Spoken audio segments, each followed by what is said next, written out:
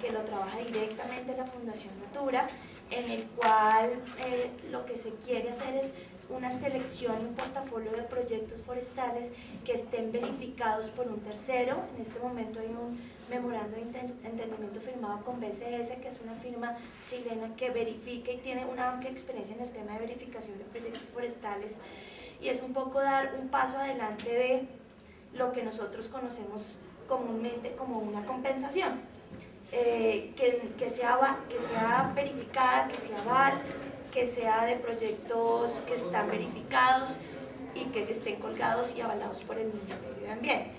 Y el componente 3, que es todo el tema del fortalecimiento de capacidades, el programa de entrenamiento.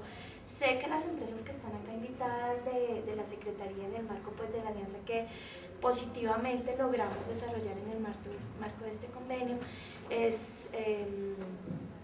ustedes ya han avanzado en el tema, son empresas que van muy adelantadas y que realmente se pueden convertir en casos de réplica, en intercambio de experiencias para aquellos que hasta ahora lo están empezando y tienen temor de hacerlo. ¿Cómo hago el inventario? ¿Qué hago? ¿Qué necesito? Hay muchos temores y hay muchas barreras que lo que pretendemos con este programa es poder abarcar. Entonces, ustedes están un poquito más adelantados. La presentación la va a hacer el ingeniero Roberto León. Él es el director general del proyecto con la Fundación Natura, y puntualmente pues también está a cargo del componente de los proyectos forestales. Pues es un profesional que tiene una amplia experiencia en el tema de mercados voluntarios y que puede aclarar todas las dudas respecto al tema de qué es el bono, cómo es qué es eso, me lo dan, qué es. Sí, porque hay mucha incertidumbre sobre el tema y pues nuestro país está muy neófito todavía en este tema. Entonces la idea es que podamos empezar a aclarar conceptos y empezar a entender como el mismo lenguaje del que estamos empezando a hablar. Gracias, Moreno, soy el encargado del tema de huella de carbono de la Secretaría Distrital de Ambiente. Con la gran mayoría de las empresas que están aquí hemos desarrollado un trabajo del tema de huella de carbono para la medición corporativa, para todo lo que es la medición corporativa de la huella de carbono. Me acompaña la ingeniera Liliana Silva, de la Secretaría Distrital de Ambiente también.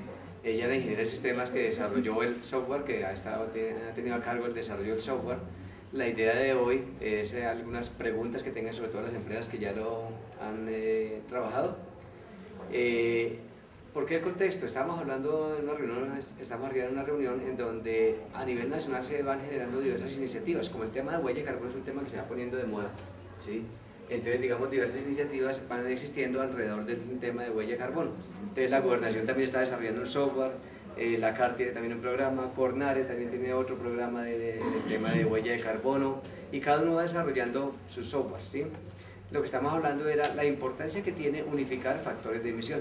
O sea, porque el software como tal, cuando se habla de la huella de carbono, el software entre comillas es lo de menos. El software es unas operaciones matemáticas muy sencillas. Hay mucha empresa a nivel internacional que ha desarrollado su propio software porque saca sus factores de emisión, ¿sí?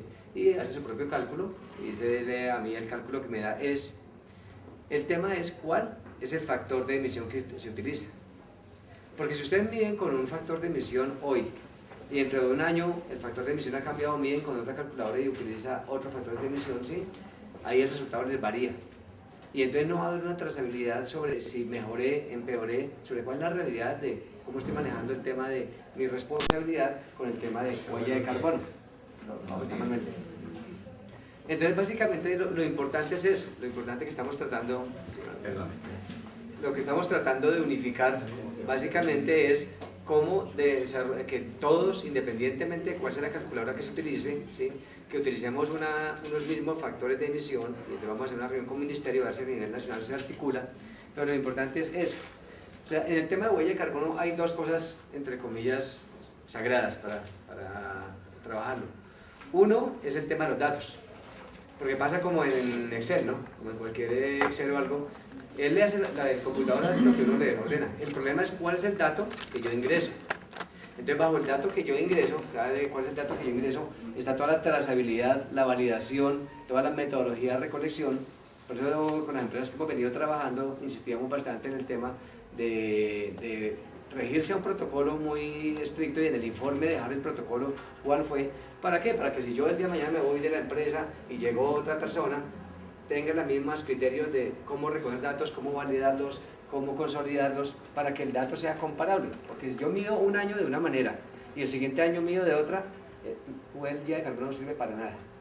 No sirve para nada, ¿sí? O sea, no tiene razón de ser porque hubo diferentes tipos de medición, diferentes maneras de cómo medir, y entonces básicamente el resultado no va a ser una herramienta útil. La herramienta útil es en la medida que yo pueda comparar datos iguales, o sea, de medición, la metodología de medición sean muy iguales, sean estándar, sea la misma metodología, la misma validación, la misma verificación, trazabilidad, que sea lo mismo, entonces yo puedo comparar. Igual pasa con los factores de emisión. Si yo mido con una calculadora, ustedes en internet encuentran N cantidad de calculadoras, ¿sí? ¿Por qué decidimos hacerlo? Porque es que la mayoría de calculadoras que encuentran en internet utilizan factores internacionales, IPCC 1996 o IPCC 2006. Entonces el tema son factores que son desarrollados principalmente para Europa, ¿sí? El tema es para Colombia, ¿cuál es el factor de emisión? Entonces lo que tratamos de hacer ahí fue recoger los factores de emisión más aproximados que hay para Colombia, en el tema de combustibles, los factores de emisión que sacó en el 2003 la UCME, en el tema de energía, la Agencia Internacional de Energía, ¿sí?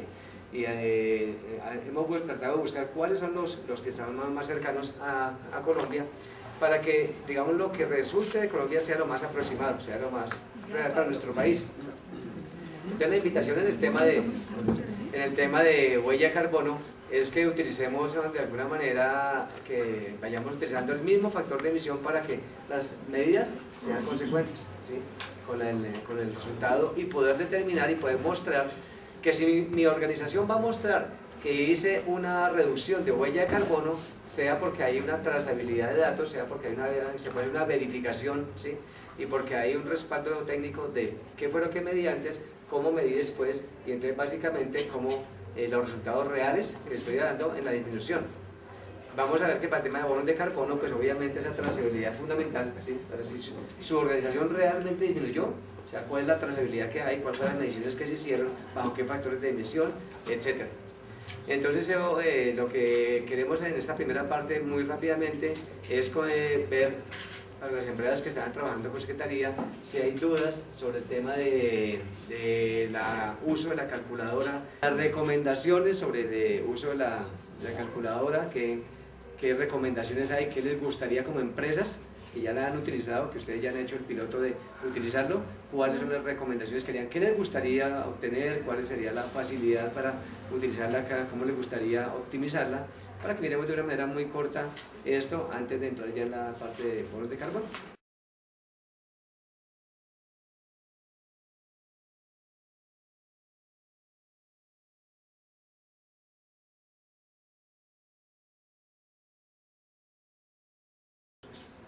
La idea con esta charla hoy es que ustedes un poco salgan con una mayor información de qué diablos son estos mercados de carbono, cuando la gente habla de mercados de carbono, que sepan qué son los créditos de carbono, o lo que la gente también conoce como bonos de carbono, que sepan que no existen bonos de oxígeno ni créditos de oxígeno, que los únicos que venden oxígeno en este país son los que lo venden en pipetas para los enfermos, la gente que tiene problemas respiratorios, ¿sí? Que uno no puede vender oxígeno, que tampoco existe lo que salió en una nota hace 15 días con respecto a nuestro proyecto en el tiempo, que son los mercados de humo.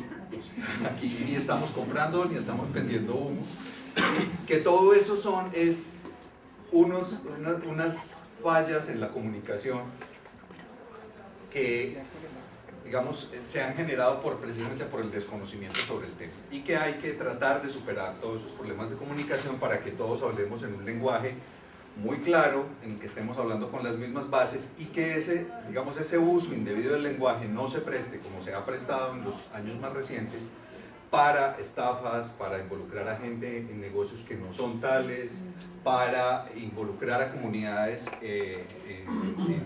y hacerlas que firmen contratos absolutamente leoninos, que realmente, con la disculpa del tema de cambio climático, con la disculpa del tema de la deforestación evitada, lo que están haciendo de alguna forma es aprovechándose de una serie de derechos que esas comunidades tienen sobre sus territorios.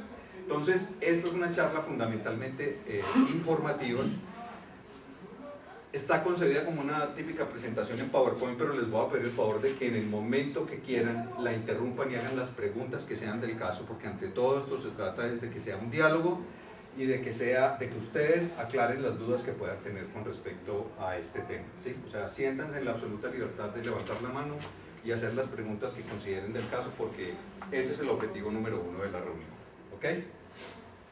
Bueno, entonces, como cuando uno iba a la universidad, las materias tenían un código, entonces esto es como una iniciación al tema de mercados de carbono, y por eso lo llamamos mercados de carbono 101. ¿Por qué estamos hablando aquí de mercados de carbono? Primero, empecemos por decir que hay, como en para todo tipo de bienes o para muchos bienes y servicios, hay variedad de mercados donde uno puede ofrecer un determinado producto, un bien o un servicio. Hay muy diversos mercados y los famosos créditos de carbono, que ahorita vamos a ver de qué se trata todo eso, los bonos de carbono, se pueden transar en distintos mercados, con una aclaración. No es como, digamos, en el mercado de la papa, donde posiblemente yo tenga un mercado en Bogotá, en Corabastos, donde pueda tener uno en Medellín, un mercado de la papa en Medellín, en la central mayorista de Guayabal, o en la costa, en una central donde yo pueda ir a vender la misma papa que yo produje en cualquier lado. Yo voy a Bogotá y la vendo, pero si en Medellín de pronto me están ofreciendo un mejor precio y con los costos de transporte adicionales que tuviera yo que pagar, me puedo venderla a Medellín o la puedo vender a Cartagena o a Barranquilla. En estos mercados la movilidad no es tan sencilla, porque cada mercado tiene unas reglas distintas, unas condiciones específicas que se le piden a ese producto, que ese producto es el que llamamos créditos de carbono o bonos de carbono, y por eso, digamos, hay una gran cantidad de mercados, pero no todos funcionan igual ni con las mismas reglas. Lo que sí es muy claro es que todos esos mercados tienen un mismo objetivo, y ese objetivo es, y eso fue definido casi desde la misma Convención Marco de Naciones Unidas para Cambio Climático, es reducir la concentración de CO2 en la atmósfera, y no solamente del CO2, sino de otros gases de efecto invernadero en la atmósfera. Pero ¿por qué normalmente siempre hablamos precisamente de mercados de carbono? ¿Por qué los valores de referencia siempre se miden en toneladas de CO2? Porque a pesar de que hay una serie muy grande de gases de efecto invernadero que producen el famoso efecto invernadero, que a su vez genera el calentamiento global, y que el calentamiento global a su vez es el que genera todos los temas de cambio climático, resulta que es muy claro que el CO2 es por lo menos el más abundante de esos gases de efecto invernadero y el que más se genera en cantidad, en volumen, dentro de las actividades humanas. Sin embargo, los otros gases de efecto invernadero, que yo quiero saber quién de ustedes me puede mencionar otros, por lo menos otros 2 o 3 gases de efecto invernadero: metano, óxidos de nitrógeno y óxidos de... los óxidos de nitrógeno fundamentalmente, y hay otros también que son muy importantes, los fluorocarbonados, exacto. Entonces todos esos gases tienen, primero, un poder de calentamiento muchísimo más grande que el del CO2, ¿sí? Pero son gases que se producen en menores cantidades. Digamos que el que más se produce, como ya dijimos, es el CO2, y por eso se definió como patrón, ¿sí? Pero por ejemplo el metano, que también es un gas que se produce con bastante frecuencia y unos volúmenes importantes en las actividades humanas, es un gas que tiene un poder de calentamiento aproximadamente 21 veces o 22 veces más grande que el del CO2.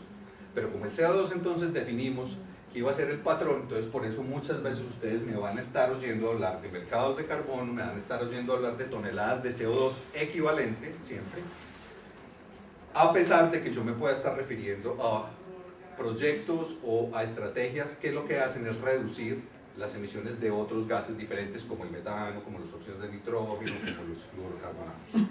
Bueno, pero el objetivo es claramente el mismo en cualquier mercado, y en eso tenemos que quedar claro: es reducir esa concentración de CO2 en la atmósfera, ¿sí? Ayudar a reducirla.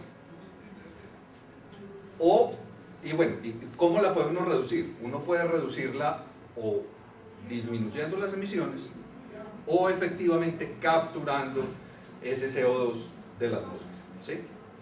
El único que podemos capturar, eso sí es muy claro, es el CO2. ¿Sí? Yo no puedo capturar, por lo menos hasta ahora no existen tecnologías para hacerlo, el metano, o yo no puedo capturar de la atmósfera un clorofluorocarbonado. ¿Sí? Yo puedo capturar efectivamente de la atmósfera solamente el CO2. ¿Cómo lo puedo capturar? Muy bien, con fotosíntesis. Se nota que estuvimos en clase de biología en el colegio, porque en el colegio le enseñaban a uno eso desde chiquito. Bueno, listo. ¿Cuál es el objeto? Como estamos hablando de mercados, en un mercado, ¿qué pasa? Las cosas se compran y se venden. Hay unos que compran, unos que venden. Siempre hay una transacción, ¿sí? Cuando estamos hablando de mercados, siempre hablamos de transacciones. ¿Cuál es el objeto de esa transacción? ¿Sí? Es exactamente el mismo, un poco responde al mismo de los mercados. Es reducir las emisiones de gases de efecto invernadero, medidas en toneladas de CO2 equivalente, pero aquí hay una cosa que es muy importante en los mercados de carbono, por lo menos en los mercados serios de carbono, y es que esas reducciones de emisiones deben estar o certificadas o verificadas. ¿Sí? Esto hace una diferencia muy grande con otro tipo de estrategias que, por ejemplo, se utilizan mucho en países como el nuestro, de que una empresa, para compensar sus emisiones, lo que hace es contratar a alguien para que le siembre unos árboles. ¿Sí? Ahí hay una transacción en la que, más o menos, y dependiendo de la seriedad de los dos actores también, efectivamente yo estoy comprando unas reducciones representadas en unos árboles que voy a sembrar. Eso no está en general ni certificado ni verificado. Y estos procesos de certificación y verificación hacen la gran diferencia porque le dan credibilidad a los mercados, ¿sí? Y me garantizan a mí que si yo estoy comprando una tonelada de CO2, efectivamente estoy comprando esa tonelada que fue o reducida en algún proceso o capturada de la atmósfera. Pero más adelante vamos a hablar del proceso de certificación o verificación, que es lo que nos distingue esto de otras estrategias más informales. ¿Y qué es lo que estamos transando? Como les estoy diciendo, estamos transando toneladas de CO2 equivalentes. Pero cuando yo compro una tonelada de CO2 equivalente, a mí mi vendedor no me entrega, tenga su tonelada de CO2 equivalente. ¿Sí? Aquí tiene su cubito de CO2, pesa una tonelada, es un poquito pesado, es todo suyo. A mí no me entregan eso. ¿Sí? ¿Qué es lo que me entregan a mí? Me entregan un certificado, me entregan un papel. Y yo con eso estoy haciendo acto de fe de que efectivamente esta persona que me lo vendió redujo esa tonelada o la capturó y está representada en algo. Ahora, como lo que me están entregando a mí un papel, ¿yo qué es lo que estoy comprando? Yo estoy comprando un bien, estoy comprando un servicio, ¿qué es lo que estoy comprando? Eso que a mí me entregan es efectivamente un producto, este certificado, o es lo que llamaríamos un título o valor. ¿Sí? Ahí hay una pregunta muy importante en los mercados de carbono, porque como dice aquí, esa es la pregunta del millón y no la hemos podido contestar. Y en Colombia, por ejemplo, no es claro qué es eso, si es un commodity, un producto, o si es un título o valor. Tradicionalmente en todo el mundo se ha manejado que los créditos de carbono, los bonos de carbono, son considerados un commodity, porque en últimas yo no estoy comprando el título, yo estoy comprando la tonelada, no me la entregan a mí físicamente, ¿sí? Yo estoy comprando, o el servicio, realmente lo que estoy comprando es el servicio de reducción o captura de esta tonelada, pero yo no estoy comprando el título en sí, el título simplemente me representa ese valor que está.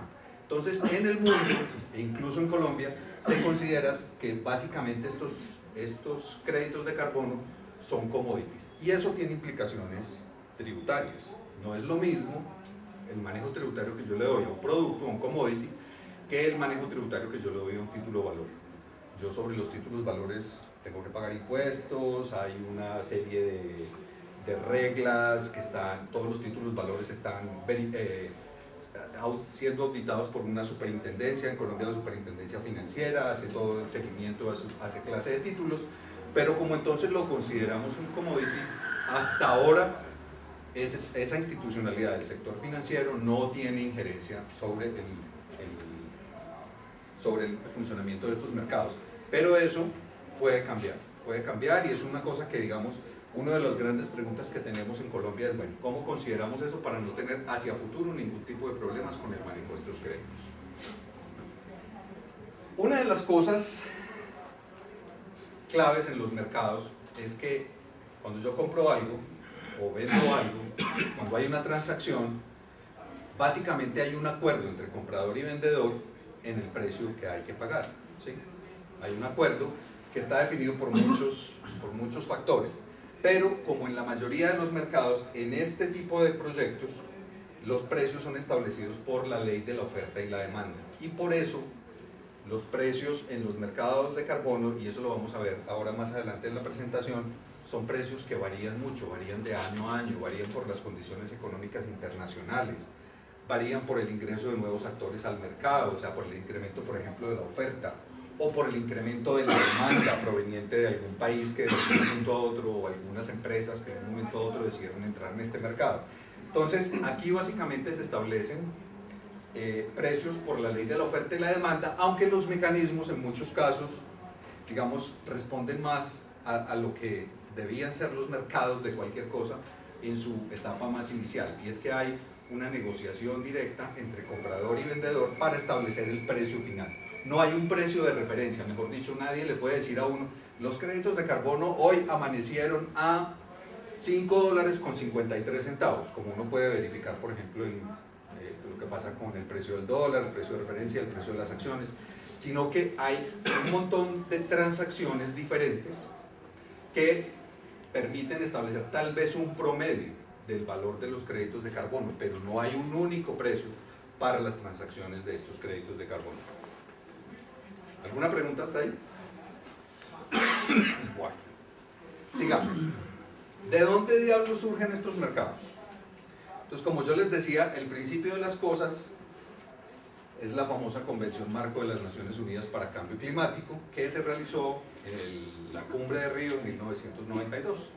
En la Cumbre de Río en 1992, entre otro montón de instrumentos que se firmaron, se firmó esta Convención Marco, que es una declaración de buenas intenciones de todos los países del mundo, reconociendo que existe el problema del cambio climático, que hay que hacer algo para solucionar ese problema del cambio climático, y que todos los países, en mayor o menor medida, en la medida de sus capacidades, en la medida de que hayan sido responsables históricos del cambio climático o que más bien sean víctimas de ese cambio climático, de alguna forma deben tomar acciones para mitigar los efectos de ese cambio.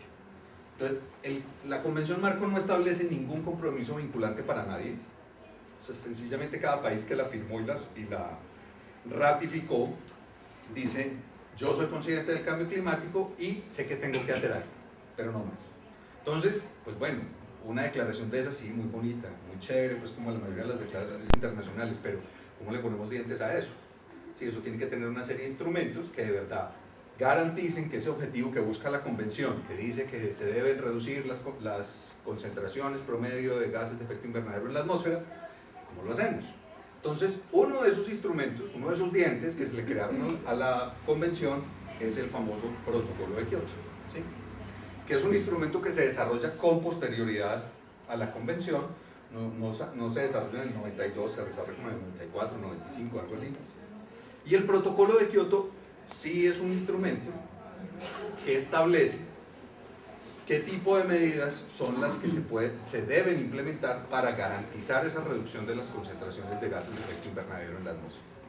Y ese Protocolo de Kioto traza una raya y dice, a la izquierda están todos los países que tienen que hacer cosas para reducir la concentración de emisiones en la atmósfera del planeta. Y esos países que están a la izquierda de la raya se llaman países del anexo 1. ¿Sí? Entonces hacen una lista completa y empieza obviamente con Estados Unidos. En aquel entonces, acuérdense, esto es 1994-95, China no era la potencia que es hoy en día, no tenía el boom de crecimiento que tiene hoy en día, la India tampoco, Brasil mucho menos, Rusia acababa de producirse la desintegración de la Unión Soviética, era otro mundo completamente distinto. Pero en ese mundo, Estados Unidos, todos los países europeos, Canadá, Japón, Australia, Nueva Zelanda, e incluso todos los países que formaban parte de la Unión Soviética y que estaban en el eje de la Unión Soviética, todos los países de la llamada Cortina de Hierro, quedaron dentro de ese anexo 1, con responsabilidades de reducir sus emisiones de país a unos niveles que se definieron. Y del lado derecho de la raya quedaron los países que, a falta de un mejor nombre, se llaman los países no anexo 1. ¿Sí? Entonces, con ese maravilloso nombre, maravilloso y descriptivo nombre, sobre todo, quedaron el resto de países. Y esos países no tienen compromisos vinculantes para reducir sus emisiones nacionales. ¿Sí? Ahora, ¿quiénes firmaron el protocolo de Kioto? Todo el mundo lo firmó. Todo el mundo lo firmó. El problema no fue la firmada, sino que es que todos los países han definido mecanismos propios de ratificación de los convenios internacionales, y es que uno firma un convenio, pero después ese convenio tiene que ser ratificado internamente, normalmente por su parlamento, su congreso, su como quiera que se llame. Entonces, cuando llegó la hora de ratificar el protocolo de Kioto, ustedes ya saben, esto es historia patria, Estados Unidos no lo firmamos, Rusia lo firmó hace apenas 6 años, 7 años, yo estaba en el 2007, creo que fue que lo firmó, 2006-2007, lo firmó Rusia, otros países también dijeron no, nosotros no lo firmamos, y entonces el protocolo había establecido claramente que entraba en vigor solamente cuando lo firmara un número determinado de países, y ese número determinado de países se cumplió con la firma de Rusia de ese protocolo. O sea, hace apenas 6 años más o menos quedó en firme el protocolo de Kioto, solo quedó en firme ahí, con un agravante, que el protocolo de Kioto era vigente hasta el 2012. Entonces ya solamente quedan 6 años para el protocolo de Kioto. Sin embargo, todos los países que lo habían ratificado antes lo pusieron de una vez en práctica, porque en 2012 tenían que haber cumplido unas metas muy estrictas en algunos casos de reducción de sus emisiones. Pero como se nos quedó por fuera el mayor emisor del planeta, ¿sí?, que es Estados Unidos, que en ese momento era el mayor emisor, tanto en términos globales como en emisiones per cápita, ¿sí?, como se nos quedó por fuera de eso, realmente el protocolo de Kioto tuvo un problema muy serio, y es que el protocolo de Kioto no produjo los efectos que se esperaban de él en términos de reducción de las concentraciones de gases de efecto invernadero en la atmósfera del planeta. Pero bueno, eso es harina de otro costal, no lo vamos a discutir acá. El caso es que el protocolo de Kioto definió varias maneras de reducir las emisiones de gases de efecto invernadero, y definió entonces una serie de, como les decía, de instrumentos. Definió básicamente lo que se llaman 3 mecanismos de flexibilización, que son el famoso mecanismo de desarrollo limpio, el MDL, otro que se llama el mecanismo de implementación conjunta, y el tercero que siempre me olvida cómo es que se llama. El caso es que era otro. El caso es que para un país como Colombia, el único que realmente nos interesaba era el MDL. ¿Por qué? Porque los otros lo que hacían era, el protocolo le decía a cada país, usted tiene unos compromisos de reducción de emisiones, ¿sí? Usted está en el anexo 1, ¿sí? Entonces, como usted tiene que reducir sus emisiones, usted las puede reducir de varias formas. 1, las puede reducir en su propio territorio. 2, usted las puede reducir en el territorio de un país del mismo anexo 1, ¿sí? Por ejemplo, España podía hacer reducción de sus emisiones en Francia, o las podía hacer en Polonia, o las podía hacer en Ucrania, en fin. Pero el tercer mecanismo que le decía es, usted también puede hacer, es apoyar proyectos de desarrollo en un país no anexo 1, como Colombia, y lo que usted tiene que hacer es apoyar proyectos que demuestren que si usted no lo apoya, ese proyecto no se realizaría de la manera, digamos, en una manera baja en emisiones de gases de efecto invernadero, y que ese proyecto genere unos créditos de carbono que efectivamente usted pueda comprar. Entonces vamos a un ejemplo. Colombia, como es un país en crecimiento, es un país que necesita mejorar su infraestructura y necesita mejorar las condiciones para su industria en generación de energía, tiene que crecer la capacidad instalada de su sistema energético, ¿sí? Colombia tiene muchas opciones para hacer eso, ¿sí? Tiene desde un potencial hidroeléctrico muy alto, tiene unas reservas muy importantes de carbón, tiene reservas relativamente importantes de gas natural, y entonces a la hora de decidir qué tipo de proyecto hacer para aumentar la capacidad del sistema eléctrico, Colombia tomó una decisión que está basada en muchas cosas, pero entre otras cosas en temas económicos. Si uno fuera, digamos, si el único criterio fuera el estrictamente económico, a Colombia le saldría baratísimo hacer centrales termoeléctricas a carbón. Baratísimo. ¿Sí? Ahora, hacer una central termoeléctrica a carbón con las tecnologías que ahora existen para el aprovechamiento del carbón generan una gran cantidad de emisiones. Si yo hago si la comparo con hacer una central, por ejemplo, termoeléctrica incluso con gas natural. Tengo un par de centrales termoeléctricas, una carbón, una gas natural, la misma capacidad de generación, pero esta de carbón genera muchísimas más emisiones que esta de gas natural. E incluso, en el caso de Colombia, la implementación de esa misma cantidad de energía que yo necesito la puedo hacer con una central hidroeléctrica, ¿sí? Que es una energía mucho más limpia. No quiere decir que no produzca emisiones, eso es mentira. Sí se generan emisiones en la producción de energía, por ejemplo el embalse, si no se hace una adecuada limpieza del vaso del embalse, toda la materia orgánica que se pudre ahí genera metano.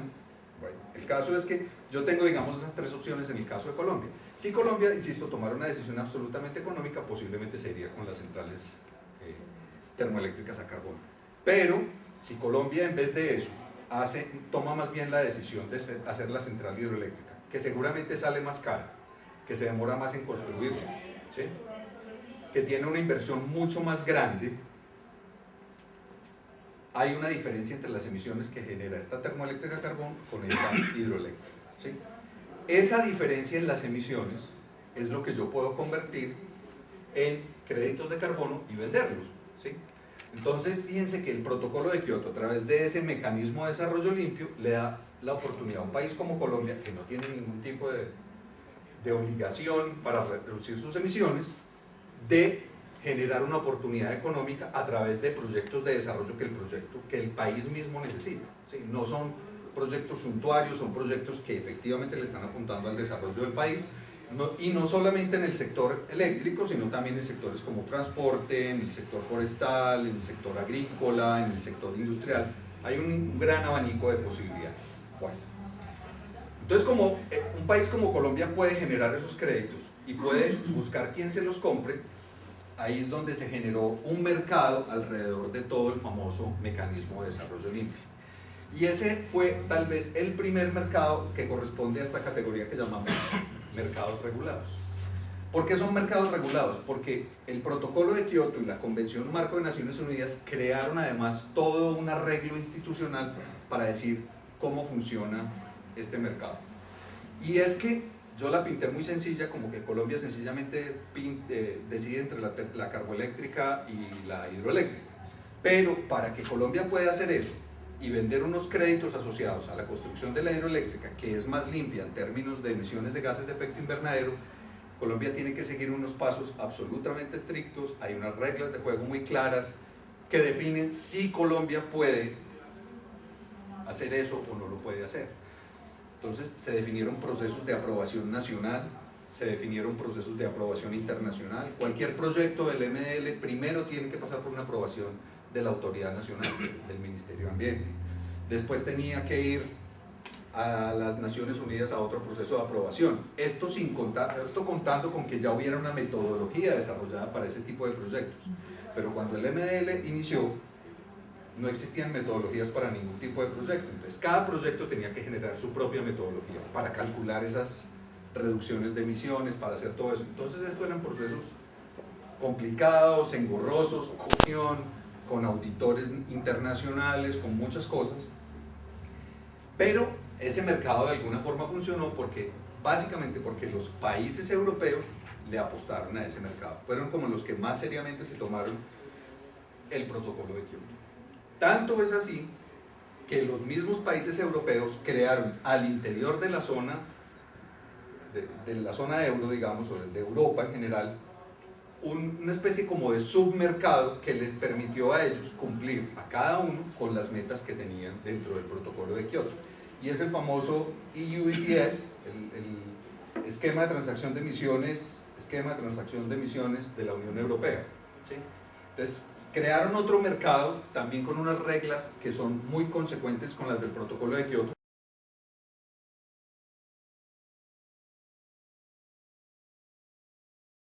Además de, digamos, si bien se logró esa ampliación en el plazo del protocolo de Kioto, se salieron otra vez unos países que lo habían firmado. Entonces, por ejemplo, Rusia, que lo había firmado, se salió. Canadá se salió. Japón dijo, yo tampoco voy más. Entonces, este mecanismo internacional, un gran acuerdo entre todos los países del mundo para solucionar este tema, yo diría no tiene futuro. Tienen futuro otras cosas. Tienen futuro los acuerdos binacionales, y eso se están viendo mucho, por ejemplo, a pesar de que Japón se salió del MDL, Japón tiene acuerdos binacionales con países para comprar créditos, para generar, digamos, unos mercados ahí, pero entre dos países. Nueva Zelanda tiene ese mismo tipo de mecanismos, con países como Corea del Sur, por ejemplo, y los países del sureste asiático. ¿Quién más está haciendo? Noruega también está haciendo cosas al respecto. Entonces, el MDL, yo diría, cuando se acabe este periodo de más que le dieron, va a ser reemplazado por otro instrumento distinto, pero no creo que haya, pero es especulación, esto puede cambiar, o sea, la realidad cambia de año en año, pero ya llevamos 3 o 4 años donde es muy claro que esto no va para ningún lado.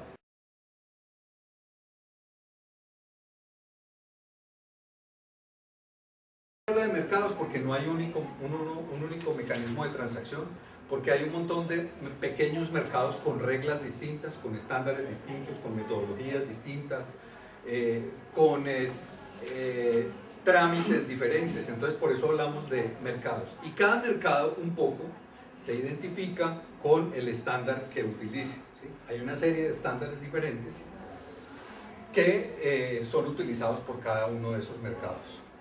Como es un tema voluntario en general, no hay un instrumento vinculante. Cuando me refiero a un instrumento vinculante es que no hay una convención, no hay un acuerdo necesariamente. Yo puedo establecer un acuerdo voluntario, un memorando de entendimiento de alguna cosa entre las partes que van a hacer transacciones, eso sí lo puedo hacer, pero no es porque ninguno de ellos tenga el requerimiento de una tercera parte de reducir sus emisiones, ¿sí? No hay una obligación por ningún lado. ¿Cuáles son las tendencias que estamos viendo en estos mercados voluntarios?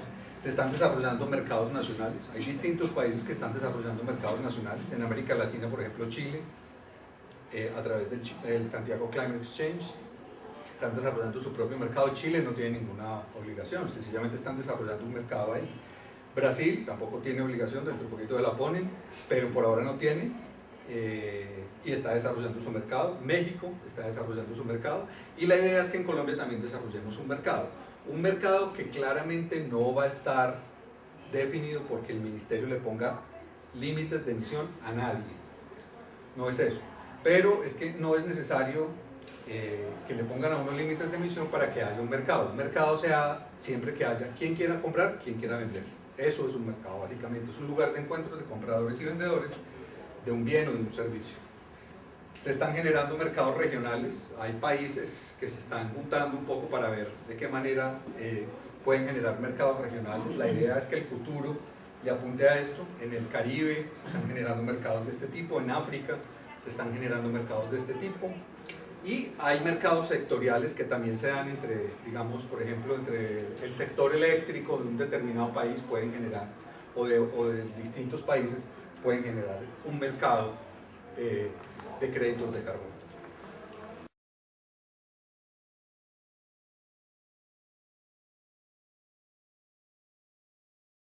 ¿Quién regula los mercados voluntarios? No hay una entidad que regule los mercados voluntarios. Sí, eso es una diferencia clave con los mercados regulados. En los mercados regulados están las Naciones Unidas, así como Dios Todopoderoso, mirando todo lo que pasa abajo.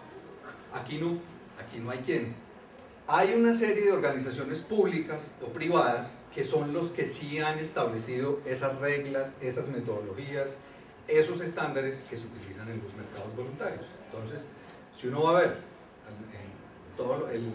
quién maneja el BCS, por ejemplo, que es el Verified Carbon Standard, el estándar de carbono verificado, lo maneja una organización que se llama BCS, me olvidó el nombre, BCS algo, BCS Inc., BCS Corp, cualquier cosa así, pero es básicamente o una empresa o un grupo o un conjunto de organizaciones que le están dando vida a ese mercado y que se están preocupando fundamentalmente porque funcione con unas reglas claras, con unas metodologías definidas y muy estrictas y con unos estándares que le garanticen transparencia y calidad a ese mercado.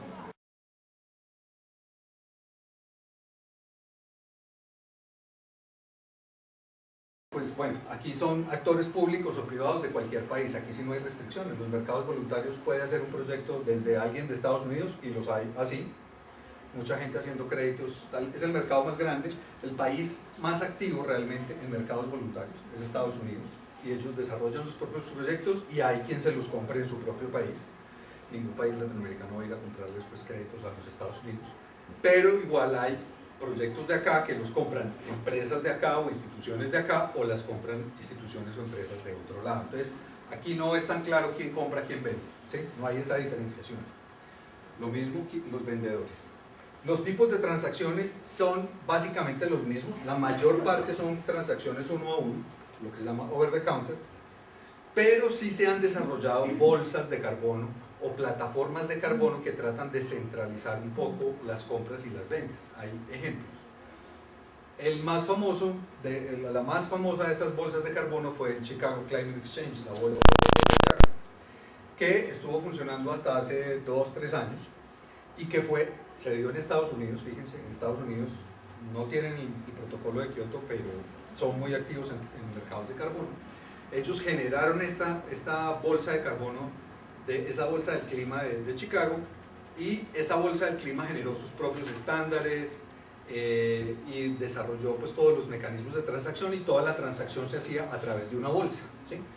Ese tipo de ejemplos lo han tratado de tomar otras iniciativas en el mundo. Por ejemplo, la que les contaba ahora, el Santiago Climate Exchange está tratando de desarrollar una bolsa de carbono. Otros han definido que no sea una bolsa, sino una especie de plataforma de mercado donde se encuentren los distintos actores.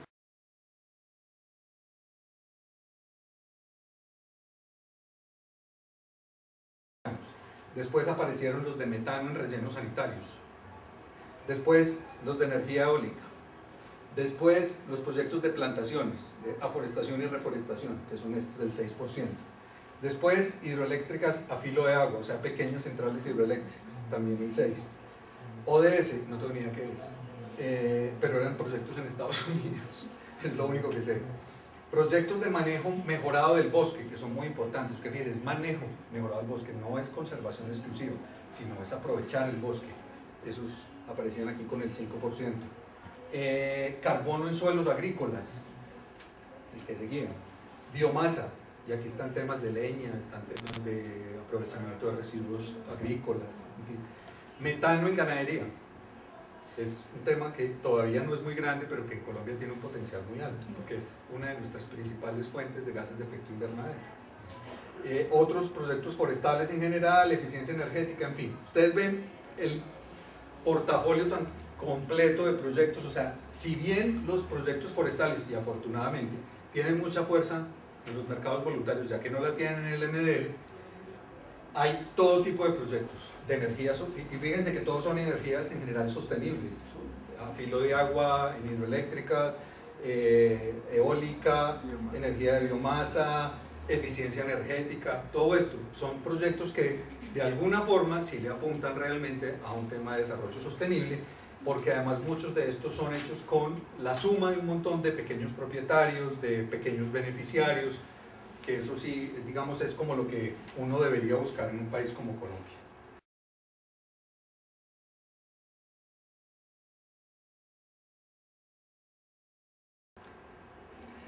Esto era el caso de Latinoamérica en ese año. Lo que les quería mostrar era que Latinoamérica en el 2009 se disparó en proyectos forestales y de uso de la tierra, pero básicamente porque salieron un montón de proyectos red, y cuando digo salieron no es que estuvieron completos y vendieron créditos ya verificados, sino que vendieron créditos, varios proyectos red en América Latina, sobre todo en Perú, en Costa Rica, en México, hasta en Ecuador, proyectos red que vendieron créditos por adelantado, ¿sí?, de ese tipo de proyectos. Fíjense que de todos los créditos de América Latina son obviamente el mayor porcentaje, 15 millones de toneladas de CO2 y comparado con 827.000 de eficiencia energética o cambio de combustibles.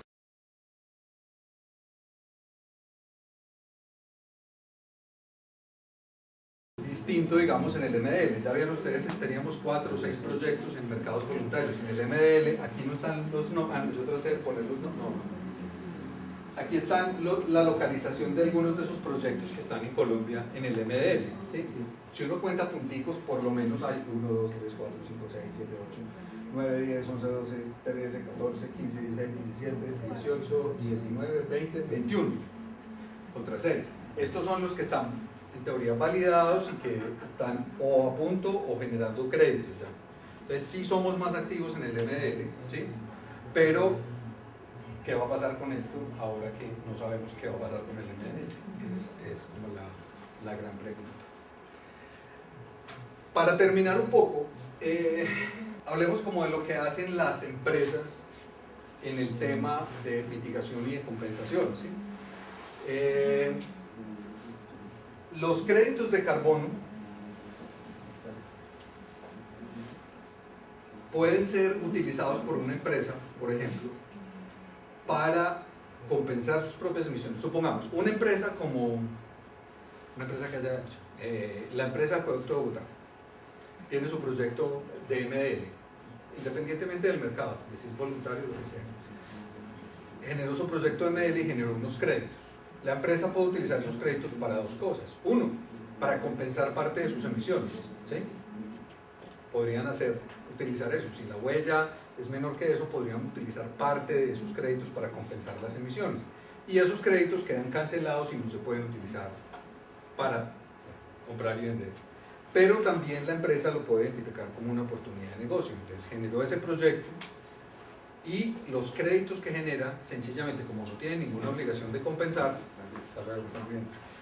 como no tiene ninguna obligación de compensar, se puede dedicar a transarlos en un mercado determinado, ¿sí? Eso cuando una empresa ya identificó que tiene un potencial de hacer un proyecto de carbono, entonces esto es lo que puede hacer con los créditos que genere. De todas formas, siempre la empresa tiene que empezar por el tema de la mitigación, de la reducción, pues, o es lo deseable, no es que tenga, y hay unos que les queda más fácil que a otros, como hablamos ahora en el caso de los bancos. Lo importante es que las empresas primero piensen que tienen que trabajar en mitigación, o sea, en reducción de las emisiones dentro de su proceso productivo, porque eso además les genera ventajas competitivas por muchas vías que son desde costos hasta reducción de materias primas, hasta reducción de residuos o conquista de nuevos mercados, o incluso como un tema también de imagen, porque hay empresas que hacen esto por un tema de imagen y es absolutamente válido, no tiene pues nada malo. Y entre las opciones de qué hacer con eso es no hacer nada, esa es una opción, pero uno tiene que empezar por aquí, medir las emisiones, ¿sí? Hacer el análisis de fuentes, esto es clave, ¿sí? Porque yo con el análisis de fuentes es donde voy a poder identificar en dónde es que tengo yo mis oportunidades de reducción, de mitigación de mis emisiones, ¿sí? A mí no me sirve una suma total de emisiones en general. Mis emisiones son 1000, pero es que son 1000 y ¿dónde se generan? Están en el consumo de energía, están en los viajes, están en las calderas, están en el transporte. ¿Dónde tengo yo mis emisiones? Entonces, con ese análisis de fuentes, yo sí puedo definir, bueno, pues me concentro en este sector, en este pedazo de mi proceso productivo, porque ahí es donde tengo las oportunidades y donde de pronto tengo los sobrecostos y donde tengo las cosas que no estoy aprovechando. Eso implica también un análisis económico, o sea, ¿qué me sale a mí más barato? No siempre el hecho de que yo pueda hacer reducción de mis emisiones interna o mitigación quiere decir que lo deba hacer, porque es posible que sea más barato para mí como empresa comprar créditos. Eso es un tema también eminentemente comercial y es válido, ¿sí? O sea, tampoco a las empresas ni se tienen que apretar ni se tienen que avergonzar porque es que yo estoy compensando. No, es que mire, mi análisis económico me muestra que para mí es más barato comprar un crédito que instalar un equipo nuevo, súper complejo, súper costoso, Entonces un análisis económico es absolutamente fundamental. A partir de esto, ahí sí, yo defino mis metas. Una vez yo ya tengo esta información clarísima, yo defino mis metas. ¿Qué mitigo? ¿Qué compenso? ¿Hasta dónde llego? Me establezco un plan de largo plazo, porque las metas tampoco deben ser puntuales, sino, bueno, yo quiero un plan de mitigación, yo quiero ir reduciendo mis emisiones. Nadie le ha dicho a ninguna empresa que tiene que ni mitigar ni compensar el 100% de sus emisiones. Eso es absurdo. Hay quien quiere llegar a ser carbono neutral, como tal se lo propone, pero es una decisión que ha sido pensada en este sitio, ¿sí? Pero yo puedo decidir que yo solamente voy a llegar al 10, al 15, al 20, al 50, al 80, cada uno define, ¿sí? Lo importante es tener esas metas claras y por qué se definieron. Entonces de ahí ya, con esa definición de metas y con base en este análisis de fuentes, en este análisis económico, yo defino cuáles son mis acciones de mitigación, qué es lo que yo puedo hacer adentro de mi empresa, ¿sí? Y muchas veces al analizar estas acciones de mitigación es de donde me surgen a mí las oportunidades de generar un proyecto de carbono, ¿sí? Me puede ser, por ejemplo, a ver un ejemplo, Colombina. Yo sé que Colombina desarrolló un proyecto para el Chicago Climate Exchange, en aquella época que el Chicago Climate Exchange estaba activo, para hacer un proceso de sustitución de combustibles. Es una acción básicamente de mitigación, porque ellos estaban reduciendo sus propias emisiones, cambiando el combustible, reduciendo costos muy seguramente, ¿sí? Tenía unos costos de inversión, pero el análisis económico seguramente les había dicho que en el mediano o largo plazo eso era una opción viable.